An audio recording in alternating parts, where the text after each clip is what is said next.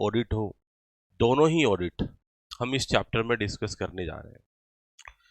जब इंटरनल और performance audit की जब हम बात करते हैं तो उस दौरान हमारे को क्लियर कट मालूम होना चाहिए कि भाई ये ऑडिट क्यों करवाना चाह रहे हैं, उसके क्या माइंडसेट है, क्या ऑब्जेक्टिव है। वो ऑब्जेक्टिव हमको एकदम से क्लियर होने चाहिए। अगेन जैसे कि मैं आपको यहाँ पर मुद्दे आपके सामने हैं, जो कीवर्ड्स हाईलाइटेड हैं, इनको देख करके आप इजीली आइडिया लगा सकते हो। पैराग्राफ भी रीड करने की जरूरत नहीं है कि भाई इंटरनल ऑडिटिंग का जो फोकस एरिया होता है वो असेट्स को सेफगार्ड करने का होता है। जो मैनेजमेंट के पॉलिसीज और प्रोसीजर्स बने हुए हैं उनका कंप्लाइंसेस है या फिर नहीं, ये सारे के सारे एस्पेक्ट को चेक करने की जिम्मेदारी होती है। और यहाँ जो इंटरनल ऑडिट का जो ऑब्जेक्टिव होता है वो रूटीन वेरिफिकेशन और साथ ही साथ में कहीं ना कहीं ये चेक करना कि भाई अकाउंट्स करेक्ट हैं या नहीं है, अकाउंट्स की करेक्टनेस को आइडेंटिफाई करना, ये इंटरनल ऑडिट के एक इंट्रोडक्शन में या एक स्कोप में आ जाता है। आगे हम बात करेंगे with the liberalisation of the Indian economy. बोला जैसे जैसे इंडियन इकोनॉमी लिबरलाइज होता चला गया, बिजनेस एक्सपैंड होते जा रहे हैं और बड़ी रैपिड स्पीड से एक्सपैंड होते जा रहे हैं across the multiple locations, function and product line. बोला जैसे जैसे बिजनेस बढ़ रहे हैं वैसे वैसे उनका सेंट्रलाइज्ड सुपरविजन डिफिकल्ट होता जा रहा है। बोला कि जब हम बात करते हैं कि बिजनेस एक पर्टिकुलर लोकेशन पर चल रहा है और उस लोकेशन पर सारा मैनेजमेंट भी अवेलेबल है, जिसे टॉप मैनेजमेंट की कैटेगरी में रख लेते हैं, तो आपका बिजनेस भी उधर है और आप भी वहीं पर हैं, तो वहां गड़बड़ होने के चांसेस थोड़े से कम हो जाते हैं। लेकिन जब वही बिजनेस एक्सपेंड होकर के डिफिकल्ट लोकेशंस पर चल रहा हो, सॉरी डिफरेंट डिफरेंट लोकेशंस पर चल रहा हो, जब वही बिजनेस आपका एक्सपेंड होकर के डिफरेंट डिफरेंट लोकेशंस पर चल रहा हो, तो ऐसे सरकमस्टांसेस में उस बिजनेस का सुपरविजन करना मुश्किल हो जाता है।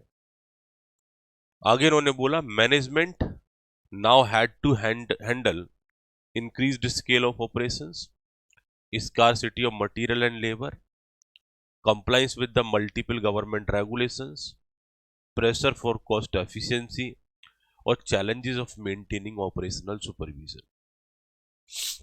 बोला ऐसे सर्कमस्टांसेस में मैनेजमेंट को ये जो पॉइंट्स हैं, बोला इस टाइप के जो पॉइंट्स होते हैं इनको क्या करना पड़ता है, मैनेज करना पड़ता है। जैसे कि हमारा जो सेल ऑपरेशंस है, क्योंकि जाहिर सी बात है मल्टीपल लोकेशंस पे चल रहा है, तो आपके सेल ऑपरेशंस जो इंक्रीज सेल ऑपरेशंस है उनको हैंडल करना पड़ेगा। Second point scarcity of the material and labour, आपके मटेरियल लेबर की जो स्कार्सिटीज हैं उनको आपको टैकल करना पड़ेगा।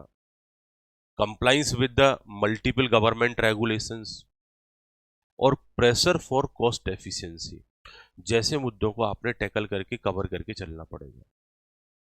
बोला ऐसे केसेस में ना कहीं डिफरेंट डिफरेंट टाइप के चैलेंजेस हमारे लिए अराइज हो जाते हैं। तो इन्होंने बोला challenges of maintaining operational supervision कहीं ना कहीं हमें देखने को मिलते हैं। तो ये एक रीजन बन जाता है कि हमने एक पर्टिकुलर बिजनेस के वेरियस एस्पेक्ट्स को चेक कराने की जरूरत महसूस होने लगती है। तो ये एक समस्या बताई कि भाई जैसे जैसे लिबरलाइजेशन होता गया वैसे वैसे इस टाइप की चीजें बिजनेस के स्केल्स को बढ़ने की वजह से कहीं ना कहीं देखने को मिली। अगला है this shift require appointment of the dedicated professionals, और यही जो रीजन रहा जिसकी वजह से हमको अब डेडिकेटेड प्रोफेशनल्स को अपॉइंट करने की जरूरत महसूस होने लगी, जिन्हें हम इंटरनल ऑडिटर बोलते हैं, who would report independently on the working of the company. आगे हम बात करते हैं in the modern organisations with the decentralised structures, जहां पर आपका बिजनेस पर्टिकुलर एक लोकेशन पर नहीं चल रहा, डिसेंट्रलाइज लोकेशंस पर चल रहा है। Complex process, remote top management, remote top management, the role of internal audit has become crucial. बोला कि आपका जो टॉप मैनेजमेंट है वो रिमोट एरिया में, वो आपके पास नहीं है, डिसेंट्रलाइज स्ट्रक्चर है, तो वह इंटरनल ऑडिट का जो रोल है वो क्रूशल हो जाता है। अगेन हमने बात करी, पहले टॉप मैनेजमेंट उस लोकेशन पर अवेलेबल था, अब टॉप मैनेजमेंट नहीं है, तो फिर क्या होगा? ऐसे सर्कमस्टांसेस में उस बिजनेस पर कंट्रोल मेंटेन करने के लिए आपको इंटरनल ऑडिटर की जरूरत पड़ेगी। इंटरनल ऑडिट का रोल क्रूशियल हो जाएगा। The scope is no longer limited to financial transaction. आज की डेट में अगर हम बात करें तो सिर्फ और सिर्फ इंटरनल ऑडिट का जो स्कोप है वो फाइनेंशियल ट्रांजेक्शन्स तक लिमिटेड नहीं है। बोला क्योंकि रिमोट एरियाज पे वर्क चल रहे हैं, प्रोफेशनल्स का अपॉइंटमेंट हो रहा है, तो आज की डेट में न केवल हम फाइनेंशियल ट्रांजेक्शन्स चेक करते हैं, बल्कि इंटरनल ऑडिट में ऑपरेशनल एफिशिएंसी हमारी मेंटेन हो पा रही है, नहीं हो पा रही है, मतलब minimum cost per maximum production हो पा रहा है या नहीं हो पा रहा, रिसोर्स वेस्टेज तो नहीं है, प्रोसेस इफेक्टिवली काम कर रहे हैं, रिस्क को मैनेज किया जा रहा है या नहीं किया जा रहा है, गवर्नेंस मैकेनिज्म सिस्टमेटिकली फॉलो हो रहा है नहीं हो रहा है, और कंप्लाइंस का कल्चर मेंटेन है या नहीं। इस टाइप की चीज़ों को हम यहाँ आइडेंटिफाई करने का प्रयास करते हैं थ्रू द इंटरनल ऑडिट।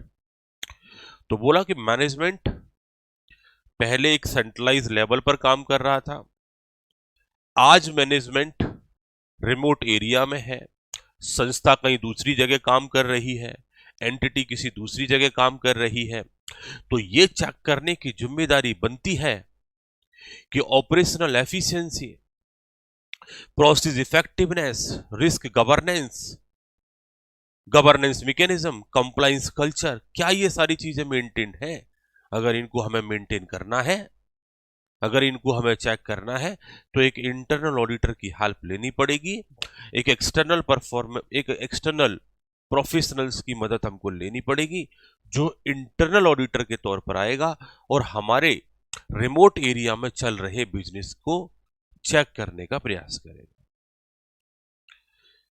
इसके साथ साथ बच्चों यहां पर आगे हम बढ़ते हैं। Internal audit is today considered as a major contributor to corporate performance, sound internal control and risk responsive decision making. और बोला आज के दौरान, आज के टाइम में इंटरनल ऑडिट एक तरीके से एक मेजर कंट्रीब्यूटर के तौर पर सामने आ चुका है। इंटरनल ऑडिट एक मेजर कंट्रीब्यूटर के तौर पर सामने आ चुका है, जो आपकी corporate performance, sound internal control, risk responsive decision making जैसे एस्पेक्ट्स को टैकल करके चल रहा है, मैनेज करके चल रहा है। तो ये एक जनरल इंट्रोडक्शन की बात करी मैंने आपसे कि भाई इंटरनल ऑडिट चैप्टर जब हम पढ़ रहे हैं, जहां पर हम इंटरनल ऑडिट की बात करेंगे, जहां पर हम इंटरनल ऑडिट की बात करेंगे और साथ ही साथ में आगे जाके परफॉर्मेंस ऑडिट की बात करेंगे, तो इसका इंट्रोडक्शन क्या है। तो इस सारे पैराग्राफ का एक छोटा सा कंक्लूजन, एक छोटा सा मीनिंग लेके आप आगे बढ़ सकते हो कि जब भी हम इंटरनल ऑडिट की बात करते हैं, पुराने टाइम पर एक ही जगह बिजनेस होता था, सेंट्रलाइज होता था, कंट्रोल करना टॉप मैनेजमेंट के हाथ में हुआ करता था। टॉप मैनेजमेंट उन सारी सिचुएशंस को, उन सारे एस्पेक्ट को कंसीडर कहीं ना कहीं चेक कर लिया करता था। बट आज के टाइम पर ग्लोबलाइज होने की वजह से, लिबरलाइजेशन आने की वजह से हम वेरियस लोकेशंस पर बिजनेस कर रहे हैं, तो एक पर्सन के लिए ये संभव नहीं हो पाता, या एक मैनेजमेंट के लिए पॉसिबल नहीं हो पाता कि वो हर एक लोकेशन पे जाकर के ईच एंड एवरी एस्पेक्ट को टाइम टाइम पर चेक करता रहे। परंतु जब जब हम बात करते हैं कि मैनेजमेंट के लिए अगर ये पॉसिबल नहीं है, मैनेजमेंट के लिए अगर ये पॉसिबल नहीं है, तो वो क्या करें, तो बोला कि एक इंटरनल ऑडिटर अपॉइंट कर लो। वो इंटरनल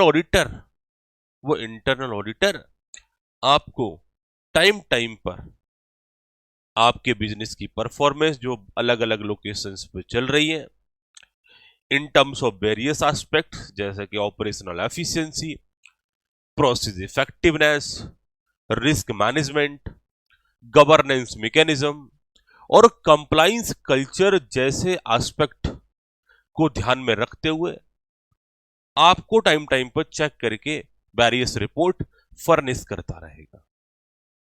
तो ये जो सिस्टम होता है, ये जो मैकेनिज्म होता है, ये एक मैनेजमेंट को उसकी कॉरपोरेट परफॉर्मेंस, इंटरनल कंट्रोल और रिस्क रिस्पॉन्सिव डिसीजन मेकिंग करने में टाइम टाइम पर एक मेजर कंट्रीब्यूटर का काम करता है।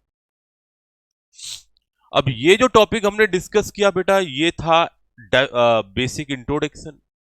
अब हम इंटरनल ऑडिट की डेफिनेशन की तरफ मूव करेंगे। Institute of internal auditor IIA की ये डेफिनेशन है। समटाइम कहीं कहीं किसी किसी बुक्स में आपको मिलेगा आईआईए डिफाइन।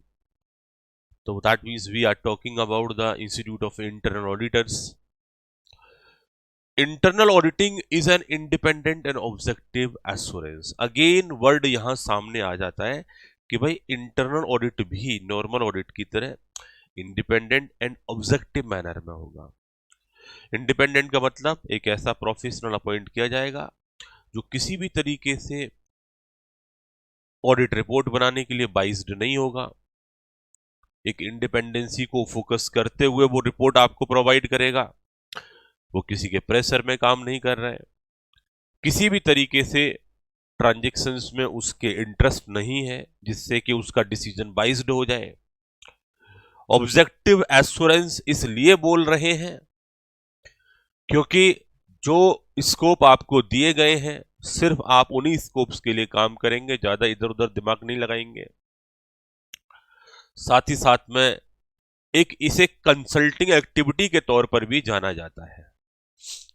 बोला कि एक इंडिपेंडेंट एंड ऑब्जेक्टिव एश्योरेंस होता है, बट इंटरनल ऑडिटर जब टाइम टाइम पर आपकी चेकिंग करता है तो उस दौरान आपको वेरियस सजेशन भी प्रोवाइड करता है कि भाई यहां पर ये वीकनेस चल रही है, इस जगह क्या और बेहतर किया जा सकता है।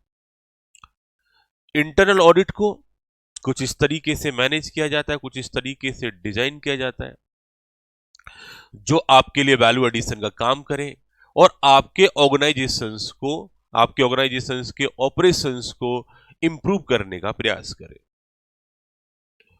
साथ ही साथ इनका कहना है कि इट यूजेस अ सिस्टमैटिक और डिसिप्लिन्ड अप्रोच। बोला ये आर्बिट्रेरी तरीके से नहीं होगा कि जैसे मन करा वैसे ऑडिट कर दिया। तो बोला एक सिस्टमैटिक और एक डिसिप्लिन्ड अप्रोच को फॉलो करते हुए यहां पर इवेल्युएट किया जाएगा, चेकिंग की जाएगी कि भाई हमारा जो वेरियस एस्पेक्ट है जैसे कि रिस्क मैनेजमेंट हुआ, इंटरनल कंट्रोल सिस्टम हुआ या गवर्नेंस प्रोसेस हुए, ये जो डिफरेंट डिफरेंट जो एरियाज होते हैं कि इन सारे के सारे एरियाज की जो इफेक्टिवनेस है वो बेहतर होती चली जाए। तो ये सारे पॉइंट्स आईआईए की डेफिनेशन में कहीं ना कहीं प्रेजेंट किए गए कि आप जब जब इंटरनल ऑडिट कराओगे तो वो इंडिपेंडेंट और ऑब्जेक्टिव एश्योरेंस होना चाहिए, कंसल्टिंग एक्टिविटी होनी चाहिए, वैल्यू एडिशन और इंप्रूवमेंट हो आपके ऑर्गेनाइजेशंस के ऑपरेशंस में, सिस्टमैटिक और डिसिप्लिन्ड अप्रोच रहे जो इवेल्युएट कर दे कि भाई इवेल्युएट एंड इनहांस दोनों चीजें, क्योंकि चेकिंग भी हो रही है और टाइम टाइम पर इंटरनल ऑडिटर एक आपको सजेशन भी दे रहा है जिससे आपकी इफेक्टिवनेस, चाहे वो रिस्क मैनेजमेंट हो या इंटरनल कंट्रोल सिस्टम हो या गवर्नेंस प्रोसेस हो, इन एरियाज में बेहतर होती चली जाए। अगले मुद्दे की हम बात करते हैं की dimensions in the IIA definitions. बोला जब आईआईए की डेफिनेशंस की बात करेंगे तो उसमें कौन कौन से की पॉइंट्स को कवर किया गया है वो सारे एस्पेक्ट हम एक एक करके डिस्कस करते हैं। आईआईए की डेफिनेशन में इंडिपेंडेंस की बात की गई। अब जब इंडिपेंडेंस की बात करते हैं तो इन्होंने बोला ये जो अचीव की जा सकती है through the proper organisational and reporting structure से की जा सकती है, generally reported to the board और ऑडिट कमेटी। जब भी हम बात करेंगे इंटरनल ऑडिटर की बात करते हैं कि भैया टॉप मैनेजमेंट को, बोर्ड या ऑडिट कमेटी को रिपोर्टिंग हो रही है, तो ऐसे सर्कमस्टांसेस में इंटरनल ऑडिटर किसी के प्रेशर में नहीं आएगा। ऑब्जेक्टिविटी की बात करें, ये इसको भी कवर किया गया है कि achieved by an unbiased mindset. Professional scepticism मतलब अलर्टनेस आपको मेंटेन करनी है, अनवाइज्ड माइंडसेट से आपको कहीं ना कहीं काम करना है, तो दैट मीन्स ऑब्जेक्टिविटी इस आपकी इंश्योर हो पाएगी। सिंपल शब्दों में आप ऐसे कह सकते हो, टू द पॉइंट रहना है, जो आपको स्कोप डिफाइन किए गए उनके अकॉर्डिंग ही काम करना है। इवेल्युएशन एरिया की बात करते हैं तो यहां पर बोला कि इंटरनल ऑडिट में आप इफेक्टिवनेस को भी चेक करते हो, एफिशिएंसी को भी चेक करते हो ऑफ द ऑर्गेनाइजेशन। बोला काम एफिशिएंसी के साथ होना चाहिए, minimum input maximum output efficiency बोला जा सकता है। इफेक्टिवनेस का मतलब कोई वर्क हो रहा है तो क्या उसका कुछ इंपैक्ट पड़ रहा है, एफिशिएंसी मेंटेन है बट वो इफेक्टिव नहीं है। अब सर दोनों में डिफरेंस क्या है? बेटा आप 10 घंटे पढ़ते हो, आउटपुट 1 घंटे के बराबर भी नहीं मिलता, तो इसका मतलब एफिशिएंसी बहुत खराब है।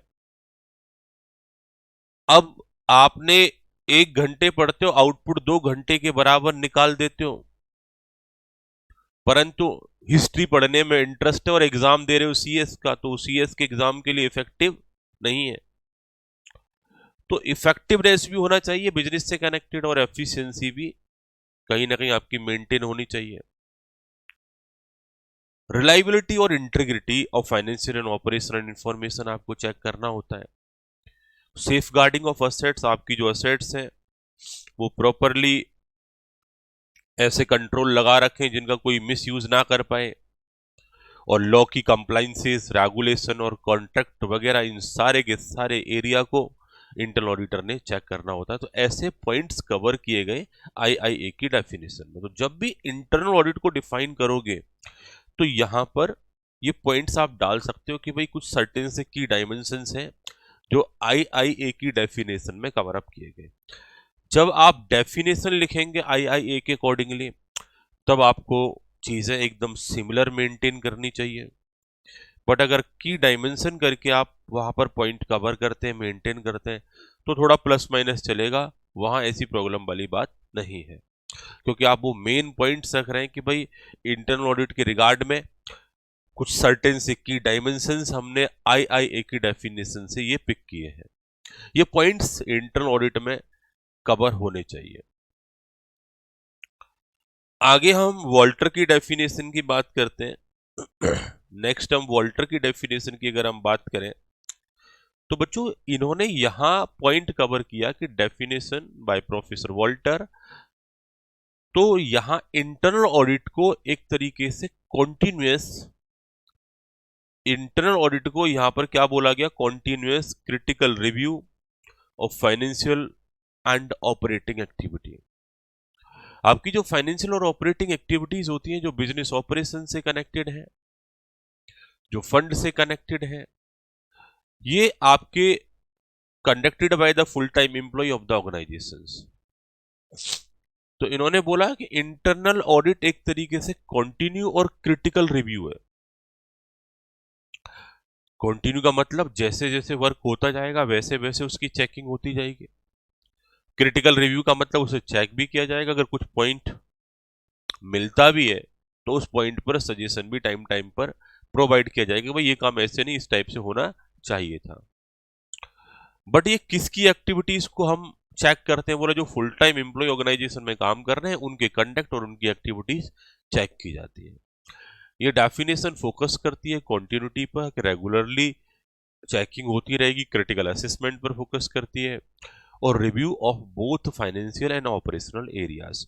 तो मतलब एक तरीके से यहां पर भी वही पॉइंट्स हमने मेंटेन करके चले कि अगर वॉल्टर की डेफिनेशन को आपने मेंटेन करना है, प्रेजेंट करना है, तो ये की पॉइंट्स उधर आप मेंशन कर सकते हैं, डाल सकते हैं। अगले मुद्दे की हम बात करें, nature of internal audit. Nature of internal audit की बात करते हैं तो ये एक तरीके से मैनेजमेंट टूल के तौर पर काम करता है।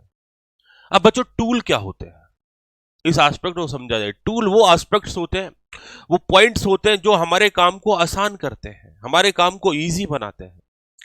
तो क्या इंटरनल ऑडिट हमारे काम को इजी बना रहा है? जी बिल्कुल बना रहा है। भाई पुराने टाइम में एक लोकेशन पर बिजनेस हुआ करता था, इजीली चेक कर लिया करते थे, लेकिन आज मल्टीपल लोकेशंस पर बिजनेस से चेक कैसे करें? बोला इंटरनल ऑडिट एक टूल के तौर पर काम करते हुए हमारे मल्टीपल लोकेशंस पे जो बिजनेस चल रहे हैं उन्हें टाइम टाइम पर चेक कर पाएगा।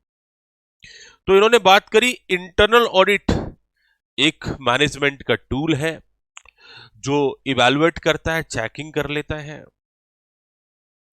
एक tool used by the management to evaluate internal check. तो इन्होंने बोला कि इसी टूल की मदद से कहीं ना कहीं हम इंटरनल चेक्स को इवैल्यूएट कर लेते हैं। अब बेटा इंटरनल चेक है ना, एक टेक्निकल टर्म है। What is the meaning of internal check? कई बार हम इसका ऐसे ही पढ़ के चले जाएंगे, हाँ सर इंटरनली कुछ चेक लगे रहते होंगे। इंटरनल चेक्स की जब बात करते हैं तो इसे आप बहुत सिंपल शब्दों में बोल सकते हो, work of one person is automatically checked by another person is known as internal check. और बहुत सारे इंटरनल चेक्स जो लगे होते हैं वो ओवरऑल आपका कंट्रोल इन्वायरमेंट सेट करते हैं, ओवरऑल कंट्रोल इन्वायरमेंट सेट करते हैं। बहुत सारे इंटरनल चेक्स को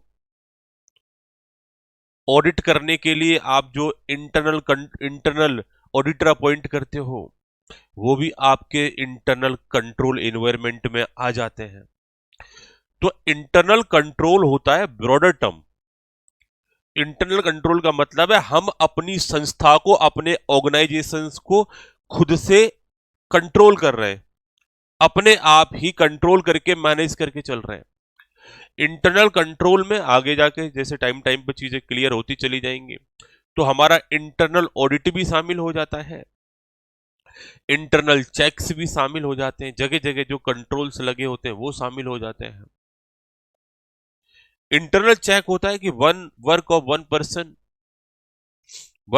person is automatically checked by another person. जैसे बैंक में चेक प्रिंट कोई कर रहा है, साइन उस पर कोई कर रहा है, पेमेंट कोई रिसीव कर रहा है।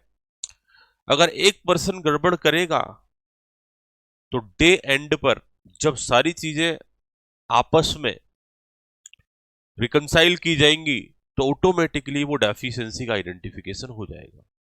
आप ऐसे समझ लो, आप दो घर पर भाई भाई बहन बहन जो भी हैं, सिबलिंग्स जो आपके हैं, आप घर पर अकेले हैं और पेरेंट्स घर से बाहर चले गए, तो पेरेंट्स ने कई बार इंटरनल चेक लगा जाते हैं, ये कुछ गड़बड़ करे तो मुझे बता देना। दूसरे को कह जाते हैं ये कुछ गड़बड़ करे तो मुझे बता देना। दोनों एक दूसरे की ताक में घूम रहे होते हैं, कुछ गड़बड़ कर, आज तो तेरी खैर खबर नहीं, आज तो सारा का सारा रिपोर्ट करेंगे पेरेंट्स को। तो that is known as internal check, कि भाई एक पर्सन काम कर रहा है, दूसरा उसे ऑटोमेटिकली चेक कर रहा है। तो जब हम बात करते हैं इंटरनल ऑडिट एक टूल्स के तौर पे काम करता है, use by the management to evaluate the internal check, controls and overall system reliability. साथ ही साथ इन्होंने बोला reporting is generally to the board and audit committee. इसकी जो रिपोर्टिंग होती है मोस्ट ऑफ द टाइम पर किसको होती है? Board and audit committee. Creating a formal supervisory channel, बोला कि एक तरीके से एक फॉर्मल सुपरवाइजरी चैनल बन जाता है, और साथ ही साथ इस फॉर्मल सुपरवाइजरी चैनल को कंपनीज एक्ट 2013 के सेक्शन नंबर 138 में मेंटेन भी किया गया है कि भाई 138 जो कन्वे करता है कि किस किस एंटिटी को इंटरनल ऑडिट कराना है। तो पहला मुद्दा ये क्लियर हुआ कि ये मैनेजमेंट टूल के तौर पर काम करता है। दूसरा होता है कॉन्टिन्यूस एक्सरसाइज होती है। अभी देखो जो भी हमने डेफिनेशंस कवर करी, हमने एक general point of view discuss किया इंटरनल ऑडिट के रिगार्ड में, फिर हमने आईआई की डेफिनेशन के अकॉर्डिंग बात करें, या फिर हमने फिर वॉल्टर की डेफिनेशन के अकॉर्डिंग जो बात करें, वो सारे पॉइंट्स हम नेचर में देखने को मिल रहे हैं हमको। तो पहला पॉइंट मैनेजमेंट टूल होता है, दूसरा कॉन्टिन्यूस एक्सरसाइज होता है। कि इंटरनल ऑडिट की बात करते हैं कि भाई ये ऐसा नहीं है कि एक बार करा दिया तो फिर इसकी कोई रिक्वायरमेंट नहीं है। ट्रांजैक्शंस ऑपरेशंस हमारे थ्रू आउट द ईयर चलते रहते हैं, तो इंटरनल ऑडिट भी थ्रू आउट द ईयर हमारा एग्जीक्यूट होता रहता है, चलता रहता है। तो internal audit is ongoing and systematic. Aspects होता है, रिव्यू करता है ऑपरेशंस को एंड रिकॉर्ड्स को थ्रू आउट द ईयर। और इन्होंने बोला कि it is essentially auditing for management, और ये जो ऑडिट है किसी एक्सटर्नल पार्टीज को उतना बेनिफिट नहीं पहुंचाती जितना ये मैनेजमेंट को बेनिफिट पहुंचाती है। इसलिए हम स्पेसिफिकली ऑडिटिंग फॉर मैनेजमेंट कह सकते हैं कि अगर कहीं पर कुछ गड़बड़ मिला तो मैनेजमेंट को इमीडिएटली उसके बारे में आइडिया लग जाता है और उस पर वो करेक्टिव एक्शन ले सकते हैं और टाइमली ले सकते हैं। बोला इसके स्कोप, भाई क्या क्या चीजें चेक करनी है, वो डिपेंड करता है कि हमारे ऑर्गेनाइजेशन का नेचर क्या है, साइज क्या है, वो सारी चीजें कन्वे करती हैं कि भाई इंटरनल ऑडिट के दौरान आप किन किन चीजों की चेकिंग करने वाले हो, किन किन एस्पेक्ट्स को आप वहां पर रिव्यू करने वाले हो। ये पॉइंट क्लियर है बेटा? यहां तक कोई समस्या तो नहीं? आगे बढ़ सकते हैं। अगले मुद्दे की तरफ बढ़ते हैं, हम नेक्स्ट एस्पेक्ट की तरफ बढ़ते हैं, a control system. Next aspect है बेटा हमारा अ कंट्रोल सिस्टम। जब इंटरनल ऑडिट की बात करी जाएगी तो एक कंट्रोल सिस्टम के तौर पर भी ये काम करता है। इंटरनल ऑडिट अगेन क्या डिस्कस किया हमने, ये एक कंट्रोल सिस्टम के तौर पर भी काम करता है। इन्होंने बोला कंट्रोल सिस्टम क्या होता है? बोला internal audit supplement the internal control mechanism of the company. बोला जब हम बात करेंगे कि इंटरनल ऑडिट जो होता है वो हमारा इंटरनल कंट्रोल सिस्टम का जो मैकेनिज्म होता है उसे सप्लीमेंट करता है, उसकी मदद करता है, उसकी हेल्प करता है, उसका पार्ट बन जाता है। It strengthen the internal financial control requirement under section 134(5)(e) of the companies act. भाई section 134(5)(e) of the companies act में बोला गया है कि भाई आप इंटरनल फाइनेंशियल कंट्रोल सेटअप करके रखो। उस एस्पेक्ट को ये मजबूती प्रदान करता है, उस एस्पेक्ट को ये कहीं ना कहीं स्ट्रांग बनाता है।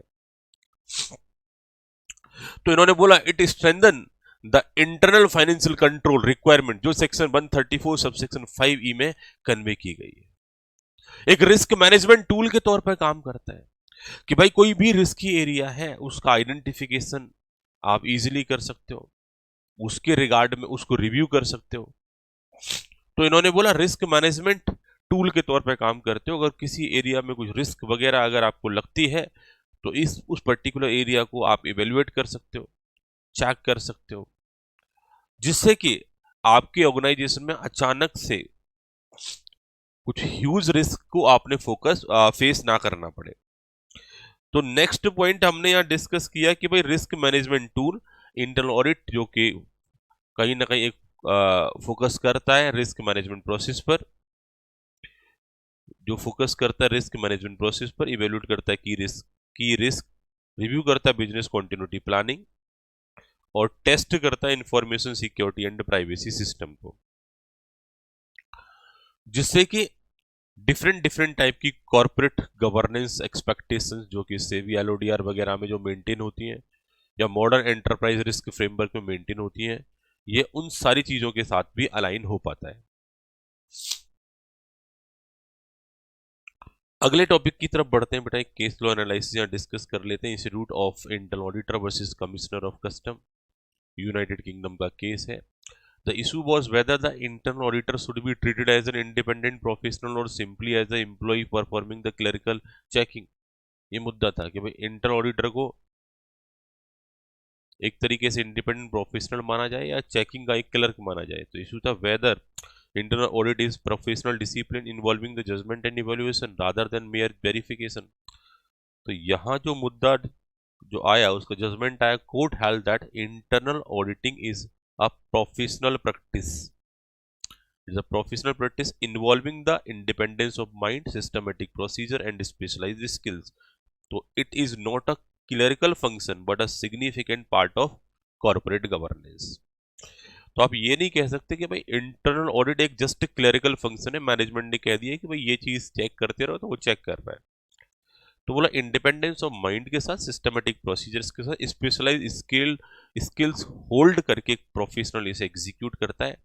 तो ये पार्ट ऑफ कॉर्पोरेट गवर्नेंस है, पार्ट ऑफ कॉर्पोरेट गवर्नेंस है, न कि एक क्लरिकल एस्पेक्ट है। तो internal audit is a professional assurance function requiring the competence, independence and objective evaluation of the controls and governance process. अब आगे बढ़ते हैं, कुछ रियल लाइफ एग्जांपल्स की हम बात कर लेते हैं। नेक्स्ट हम आगे चलते हैं, कुछ रियल लाइफ एग्जांपल्स की हम बात कर लें, जहां पर बात की गई है large manufacturing company, banking sector, IT company. बोला कि इन सारी जगह पर आप इंटरनल ऑडिट को एक तरीके से मेंटेन करते हो जो आपके ट्रांजैक्शंस को वेरीफाई करेंगे। अब जैसे कि मैन्युफैक्चरिंग कंपनीज की बात की गई तो a multinational with the plant across the India uses the internal audit to check the production variances, based control, safety, compliances, adherence to SOP. तो इन्होंने बोला कि जब कोई लार्ज मैन्युफैक्चरिंग कंपनी होगी ऑल ओवर इंडिया, उसके बहुत सारे प्लांट लगे होंगे, तो वहां आपको वेरिएंसेस देखने पड़ेंगे कि भाई कितना प्रोडक्शन होना चाहिए, कितने इनपुट पर वो हो रहा है या नहीं हो रहा है, वेस्ट कितना हो रहा है, सेफ्टी कंप्लायंसेस मेंटेन है या नहीं है, जो स्टैंडर्ड ऑपरेटिंग प्रोसीजर्स होते हैं, एसओपी जिन्हें बोला जाता है, वो जैसा बताया गया था वैसे ही मेंटेन हो रहे हैं। कॉस्ट कटिंग चल रही है नहीं चल रही है, कहीं ऐसा तो नहीं है कि आपकी कॉस्ट किसी एरिया में बहुत ज्यादा बढ़ जा रही हो। इन सारी चीजों को आइडेंटिफिकेशन के लिए लार्ज मैन्युफैक्चरिंग कंपनीज में आपके ऑडिट होते हैं। बैंकिंग सेक्टर्स की बात करेंगे तो वह मुद्दा आ जाता है, भाई bank rely heavily on the internal audit to verify the credit appraisal, detect irregularities, monitor NPS, ensure the compliance with the RBI direction etcetera. IT companies की जब बात करेंगे तो इंटरनल ऑडिट रिव्यू करता है data security control, cyber risk, compliance with the privacy law, इन सारे मुद्दों को ये चेक करता है। तो ये टॉपिक बेटा हमने अब तक जो कवर किया वो डेफिनेशन से कनेक्टेड मुद्दे, मीनिंग एंड डेफिनेशन की बात करी जो इंटरनल ऑडिट से कनेक्टेड रहा। आगे जो भी टॉपिक हमने डिस्कस किया है जल्दी से इसे समराइज वे में कवर अप कर लेते हैं, करेक्ट समरी से बात कर लेते हैं। तो internal audit has evolved from a single financial checking to the broad based assurance and consulting function. तो बोला कि सिंपल फाइनेंशियल चेकिंग से धीरे धीरे करके ये कहां तक चला गया, अभी ये ब्रॉड बेस्ड एश्योरेंस बन चुका है, कंसल्टिंग फंक्शन बन चुका है। ये आपके इंप्रूव कर देता है risk management, internal control, governance और ऑपरेशनल एफिशिएंसी को इंप्रूव कर देता है। इंटरनल ऑडिटर की बात करते हैं, प्रोवाइड करता है value to the management, board, regulators, employees, shareholders by ensuring the reliability, compliance and efficiency across the organizations. Internal audit अगर बात करें, अगर आज के टाइम में बात करें, टुडेज इंटरनल ऑडिट की बात करते हैं तो आज के टाइम में continuous, independent, risk focused and deeply linked to corporate governance standards. Topic chart के तौर पर बात करेंगे, internal audit at a glance की जब बात करेंगे तो यह मुद्दा आ जाता है, यहां हमारा मुद्दा डिस्कस हो जाता है। इसको आगे बढ़ाते हैं बेटा कि भाई हिस्टोरिकल स्कोप की बात करें तो सिर्फ चेकिंग करना, असेट्स को सेफ गार्ड करना, कंप्लाइंस विद द प्रोसीजर, इन चीजों को फोकस किया जाता था। मॉडर्न स्कोप की बात करते हैं तो risk management, governance, operational efficiency, compliance, culture इसमें आ चुके हैं। आईआईए की डेफिनेशन की बात करें तो independent, objective, assurance, value added या फिर इंप्रूव ऑपरेशंस के तौर पर इसे जाना गया। की एरिया जो कि इवेल्युएट होते हैं, operation, financial reliability, asset safeguarding, legal compliances, यहां पर हम इवेल्युएट करते हैं। नेचर की हम बात करें, नेचर ऑफ इंटरनल ऑडिट तो मैनेजमेंट टूल के तौर पर काम करता है, continuous exercise, control system, risk management tool के तौर पर काम करता है। और आगे लीगल कनेक्टिविटी की बात करी हमने तो सेक्शन नंबर 138 में इसकी रिक्वायरमेंट दे दी गई है। Section number 134(5)(e) of companies act में कन्वे कर दिया गया कि भैया अपने ऑपरेशंस को बेहतर बनाने के लिए उन पर कंट्रोल सेटअप करना कहीं ना कहीं जरूरी हो जाता है। और सेबी एलओडीआर रेगुलेशंस भी कहीं ना कहीं आपसे बात करती है कि आपके पास कंट्रोल सिस्टम मैनेज होने चाहिए, कहीं ना कहीं वो मेंटेन होने चाहिए। तो जगह जगह इंटरनल ऑडिट, इंटरनल कंट्रोल जैसे एस्पेक्ट के लिए आपको प्रोविजन देखने को मिल जाते हैं। दैट इज आपकी लीगल कनेक्टिविटी। इंपोर्टेंस की बात करते हैं तो सपोर्ट करता है मैनेजमेंट, इनहेंस कर देता है कंट्रोल्स को, प्रमोट कर देता है गवर्नेंस और साथ ही साथ में इंश्योर कर देता है रिस्क रेडीनेस को। केस लॉ एसेंस के तौर पर देखा जाए तो internal audit is a professional assurance activity, कोई क्लरिकल वर्क नहीं है। हमने आईआईए के केस में यह बात भी कर ली थी। निमोनिक्स के तौर पर बात करें, इन पॉइंट्स को आप रिटेन कर सकते हो with the help of mnemonics. Nature of internal audit का निमोनिक्स है care. Nature of internal audit का निमोनिक्स है केयर, जो कि बात करता है कंट्रोल सिस्टम की, बात करता है मैनेजमेंट टूल की। R for risk management tool, E for exercise that is continuous. तो कंट्रोल सिस्टम होना चाहिए, मैनेजमेंट टूल के तौर पे काम करेगा, रिस्क मैनेजमेंट टूल के तौर पे काम करेगा, और एक्सरसाइज करेगा भाई ये जो कॉन्टिन्यूसली एक्सरसाइज होना चाहिए। तो केयर से इसको हमने कनेक्ट किया। आगे हम बढ़ते हैं बेटा, internal audit under the companies act 2013 की तरफ। यहां तक कन्वे करो बेटा, ईच एंड एवरीथिंग क्लियर, कोई समस्या, कोई प्रॉब्लम, कोई डाउट तो नहीं है? जल्दी से मेंशन करिए, सारा पॉइंट क्लियर है यहां तक? ऑल क्लियर टाइप करें। आगे बढ़ते हैं नेक्स्ट पॉइंट की तरफ, जो बात करेगा internal audit under the companies act 2013। Internal audit under the companies act 2013। तो जैसे कि हमने बात करी section number 138 of the companies act 2013 के, section number 138 of companies act 2013 convey करता है कि भाई internal audit has been given a statutory recognition under section 138 of companies act 2013। बोला section number 138, section number 138 of companies act में mention है कि भाई इंटरनल ऑडिट होना चाहिए, और ये प्रोविजन कहीं ना कहीं मैंडेटरी भी किया गया है स्पेसिफिक क्लासेस ऑफ कंपनीज के लिए कि भाई इन एनी सर्कमस्टांसेस आपको इंटरनल ऑडिटर अपॉइंट करना होगा। चाहे तो कोई इंटरनल ऑडिटर इंडिविजुअल अपॉइंट कर लो, पार्टनरशिप फर्म, या इन्होंने बोला कि वो बॉडी कॉपरेटिव भी हो सकता है, जैसे एलएलपी वगैरह को हम बॉडी कॉपरेट के तौर पर मान के चलते हैं। तो आज की डेट में एलएलपी वगैरह का भी अपॉइंटमेंट हो जाता है। तो ये मुद्दे हमने डिस्कस करे कि भाई एक इंटरनल ऑडिटर आप अपॉइंट करोगे। आगे इन्होंने बोला कि operational details are govern by the rule 13 of the companies accounts rules 2014।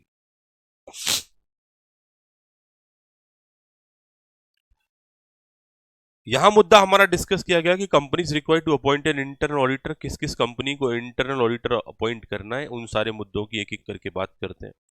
सबसे पहले, following classes of companies must appoint an internal auditor, जिसमें पहली क्लास है लिस्टेड कंपनीज। आपकी जो लिस्टेड कंपनीज होती हैं, all listed companies are mandatorily required to appoint an internal auditor. तो सारी की सारी लिस्टेड कंपनीज को आपको इंटरनल ऑडिटर अपॉइंट करना पड़ेगा। बोला अनलिस्टेड पब्लिक कंपनीज भी, जो लिस्टेड नहीं है बट पब्लिक कंपनीज है, बोला meeting any of the following criteria in the preceding financial year, वो भी इंटरनल ऑडिटर अपॉइंट करेंगे।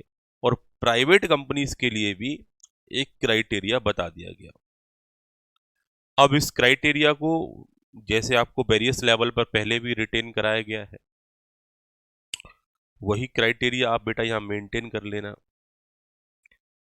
जैसे हमने बात करी यहां पर DPLT, ये क्राइटेरिया आपको मेंटेन करने। DPLT, ये क्राइटेरिया बेटा आपको मेंटेन करना है।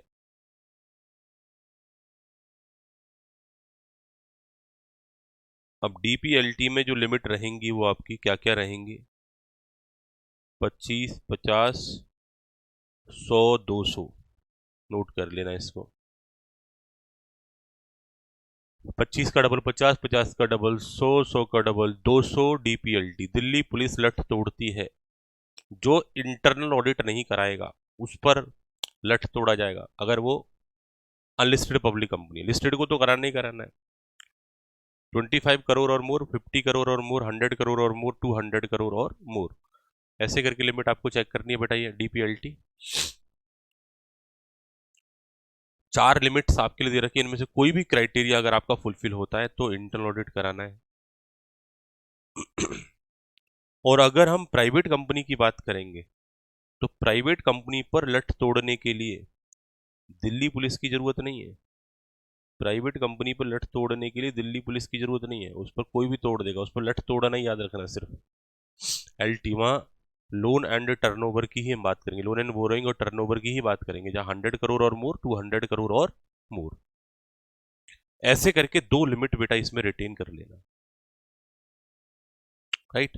तो DP LT आपको मेंटेन करके चलना है, जहां पर ये लिमिट्स आप मेंटेन कर लोगे।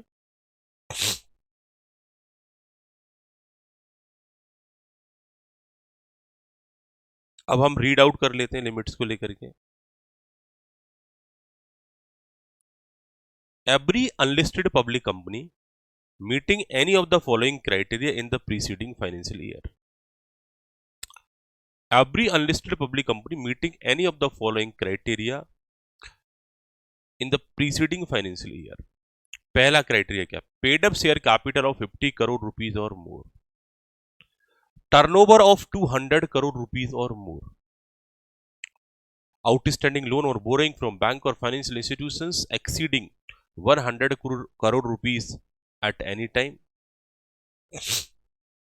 और outstanding deposit of 25 crore rupees और मोर।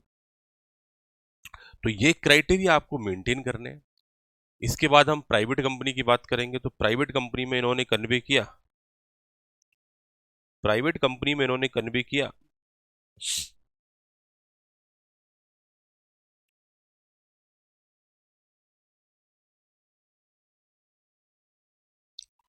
every private company meeting any of the following preceding any of the following criteria in the preceding financial year, turnover of 200 crore rupees or more, और outstanding loan and borrowing from bank और financial institution exceeding 100 crore rupees. तो ये condition हमने यहाँ पर maintain करी। तो इस तरीके से लोन एंड बोरोइंग और टर्नओवर 100 और 200 की क्राइटेरिया आपको मेंटेन करने हैं। ये पॉइंट एकदम क्लियर हो गया। अब कुछ केस स्टडी एनालिसिस की हम बात करते हैं। Applicable to ABC private limited की हम बात कर रहे हैं। Facts, ABC private limited has a turnover 50 crore,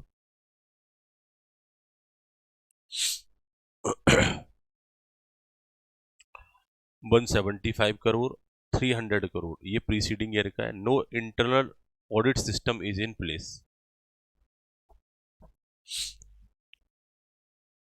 तो जब जब हम बात करते हैं इज इंटरनल ऑडिट मैंडेटरी, तो under section 138 read with rule 13 internal audit is compulsory for the private company with a turnover of rupees 200 crore rupees और more the preceding financial year. Crux के तौर पर since turnover is 300 crore internal audit is mandatory for the ABC private limited. तो preceding year का जो turnover है इनका 300 करोड़ का टर्नओवर है, ठीक है। तो ऐसे केसेस में इस पर इंटरनल ऑडिट आपका क्या हो जाएगा? मैंडेटरी हो जाएगा। Case study to applicability to partnership या proprietary firm. Is internal audit mandatory for partnership और प्रोप्राइटरी फर्म? तो उन्होंने बोला no provision under section 138 mandate the internal audit for these entities. यानी जब भी हम बात करेंगे कि सेक्शन नंबर 138 के प्रोविजन में कहीं पर भी नहीं लिखा कि पार्टनरशिप फर्म प्रोप्राइटरशिप फर्म के ऊपर इफेक्टिव होगा। ये सिर्फ किस पर होता है? कंपनीज के ऊपर, और कंपनीज में भी स्पेसिफाइड कंपनीज के ऊपर इफेक्टिव होता है। केस स्टडी 3 की बात करेंगे। Can statutory auditor be internal auditor? XYZ private limited appoint Luthra and company as a internal auditor who is also its statutory auditor. तो इशू था is this valid under section 138? A statutory auditor cannot be appointed as an internal auditor to ensure the independence. तो appointment is invalid. तो बोला independence को ध्यान में रखते हुए स्टैच्यूटरी ऑडिटर को इंटरनल ऑडिटर मेंटेन नहीं कर सकते, अपॉइंट नहीं कर सकते। Scope and frequency of internal audit की बात करें, अगला मुद्दा आ जाता है कि section 138 does not prescribe the fixed frequency but companies generally conduct quarterly internal audit for effective monitoring. Scope की बात करें, functioning, periodicity and methodology are decided by the audit committee और the board as required under rules 13(2). Internal audit enhance the companies risk management, internal control system, governance framework, operational efficiency, जैसे कि बार बार हम definition में बात कर रहे थे। Panel provision for default की बात करेंगे। The penalty for default in appointing an internal auditor, penalty for default in appointing inter auditor is governed by section 450। Penalty structure है, कंपनी पर पेनल्टी रहेगी up to 10,000 rupees. Continuing default रहता है तो 1,000 rupees per day up to 2 lakh rupees. Officer in default same penalty है, capped at 50,000 rupees. Capped at 50,000 rupees. तो इन्होंने बोला कि जहां हमने अपर कैप लगाई थी ना कि 1,000 पर डे की पेनल्टी जो 2 लाख तक जा सकती है, बट यहाँ पर same defaulting officer same penalty है, बट उसका जो अपर कैप रहेगा वो हमारा 50,000 रुपीज का रहेगा। क्वेश्चन की बात करते हैं, is there any penalty for not appointing an internal auditor? Answer आता है yes, non compliance with section 38 attract the penalties under section 450। अगला केस लो है आरओसी गुजरात, इंदु निशान ऑक्सो केमिकल इंडस्ट्रीज लिमिटेड 2023 का केस है। बैकग्राउंड था, an inquiry under section 206 reveals that company failed to appoint an internal auditor from 2014 to 2021, whether the company violated section number 138 and was liable for penalty. Judgment आया, ROC held that the company was eligible under section 138 but failed to appoint an internal auditor. ROC passed an ex parte judgment or ex parte adjudication order under section 454 imposing a penalty. Failure to comply with section 138 for 7 years resulted in a penalty of 1.4 lakh on the companies and its auditor. Companies and it's directors, तो जो company थे और उसके जो directors थे उन पर ये पेनल्टी लगाई गई। Role of company secretary as an internal auditor, बोला as a company secretary as an internal auditor के तौर पर उसका क्या क्या रोल रहेगा, उन सारे मुद्दों को हम यहाँ डिस्कस कर लेते हैं। तो इन्होंने बोला कि कंपनी सेक्रेटरी को इंटरनल ऑडिटर बनाया जा सकता है, तो जब वो एज एन इंटरनल ऑडिटर काम करेगा तो उसके क्या क्या रोल रहेंगे। तो इन्होंने बात करी, ensure the adherence to the accounting standards and conventions. जाहिर सी बात है कि कंपनी के जो अकाउंटिंग फंक्शंस हैं वो अकाउंटिंग स्टैंडर्ड्स के अकॉर्डिंगली होने चाहिए, तो वो इस बात को इंश्योर करेगा कि भाई अकाउंटिंग स्टैंडर्ड्स को सिस्टमेटिकली फॉलो किया जाता है, अकाउंटिंग कन्वेंशंस को फॉलो किया जाता है। रिव्यू करेगा financial statements and books of account. कई बार ना मुझे बात याद आ जाती है, बच्चे कहते हैं ना कि अरे सर सीएस कर रहे हैं, अकाउंट्स की बहुत डिटेल में क्या जरूरत है। बेटा एज एन इंटरनल ऑडिटर भी आपको स्कोप मिल सकता है, अकाउंटिंग की जानकारी होगी तभी उन फाइनेंशियल स्टेटमेंट्स को रिव्यू कर पाओगे, अकाउंटिंग स्टैंडर्ड्स की नॉलेज होगी तभी आप उन सारी चीज़ों को रिव्यू कर पाओगे। स्कोप तो आपको तब मिलेगा ना, काम तो आपको तब मिलेगा जब नॉलेज होती है। तो खुद पढ़ लीजिए अपने स्कोप को, आगे आपके साथ हम डिस्कस कर रहे हैं। Ensure the timely compliance with the laws and reporting obligations, verified transparency in management of the fund and financial risk, maintain the accurate record of the board and audit committee meetings, advise of financial management in corporate litigations, support capital debt and tax planning, prepare cost structure and business efficiency indicators, develop audit methodologies and reporting mechanism। ये सारे मुद्दे आपको internal audit के दौरान check करते हैं। This align with the CS role under the companies Act and the SEBI regulations. तो बोला कि जो सीएस का रोल है वो भी एज एन इंटरनल ऑडिटर के तौर पर काफ़ी हद तक ब्रॉडर हो जाता है, जो वेरियस एस्पेक्ट्स को आपने जहां वेरीफाई करना पड़ता है, चेक करना पड़ता है। क्रक समरी के तौर पर आगे बढ़ रहे हैं, क्रक समरी के तौर पर आगे बढ़ रहे हैं बेटा। नेक्स्ट एस्पेक्ट की हम बात कर रहे हैं।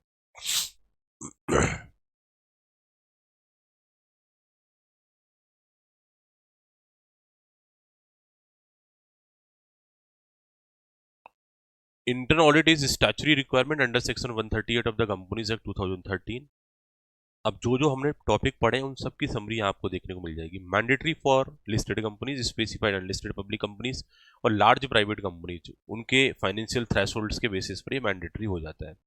Ensure stronger governance, internal control, risk management और regulatory compliance. Non compliance attract the penalty under section 450 और साथ ही साथ में including the continuing default fines. Next हमने बात करी केस लॉ के तौर पर, इंदु निशान का केस यहाँ पर सामने आ जाता है, जहां कंफर्म किया गया भाई इंटरनल ऑडिट नहीं कराओगे तो आपके ऊपर पेनल्टी लगेगी। इंटरनल ऑडिट इंक्रीज कर देता है ऑपरेशनल एफिशिएंसी, आइडेंटिफाई कर देता है कंट्रोल वीकनेस, इंप्रूव कर देता है रिपोर्टिंग रिलायबिलिटी।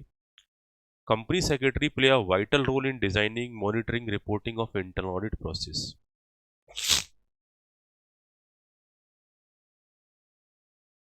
बेटा टॉपिक चार्ट की अगर हम बात करते हैं, internal audit under the companies act 2013। Topic chart की बात करते हैं, internal audit under the companies act 2013।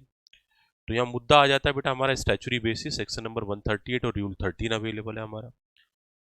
जब मैंडेटरी की बात करें तो listed company, certain unlisted public companies और प्राइवेट कंपनीज पर ये मैंडेटरी होता है। क्राइटेरिया की बात करें, turnover, paid up capital, loan और डिपॉजिट्स का क्राइटेरिया आ जाता है। कौन हो सकता है इंटरनल ऑडिटर, बोला सीए, सीएमए और any professional approved by the board. Who can not be auditor, तो बोला statutory auditor of the same company.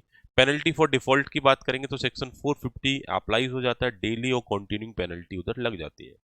Case law की बात करें तो इंदु निशान का केस सामने आ जाता है। रोल ऑफ सीएस की बात करें तो कंप्लाइंस, कंट्रोल, रिवोल्यूशन और फाइनेंशियल मॉनिटरिंग की बात करता है।